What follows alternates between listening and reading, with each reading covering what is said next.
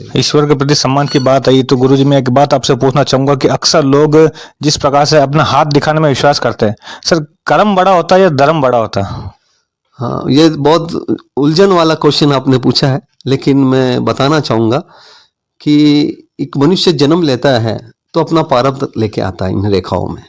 जब वो कर्म करता तो प्रारब्ध धीरे धीरे जागृत होता है और उस कर्म के हिसाब से उसको उस प्रारब्ध का सब कुछ मिलने लग जाता है। उसके गाड़ी बंगले, उसके कार्य किए हुए सब कुछ मेहनत उसके रंग लाती है।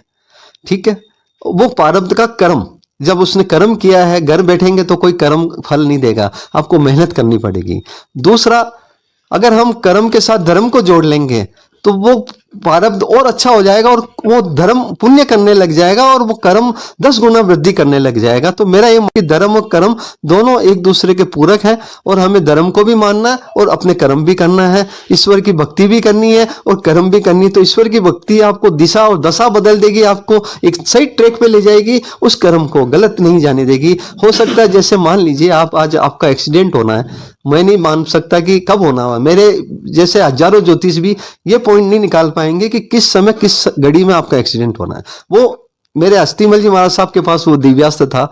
ऐसे बड़े संत लेवल, जो बड़े संत थे 72 वर्षों तक जिन्होंने संयम का पालन किया, उनके पास वो दिव्य दृष्टि थी। या देश के ऋषि मुनियों के पास, आर्यभट्ट, वरामिर, ऋषि भगु के पास वो शक्ति थी जो पकड़ लेते थे इंसान को देखते ही कि इनके साथ इस समय इस घड़ी ये घटना होती है, होने वाली है।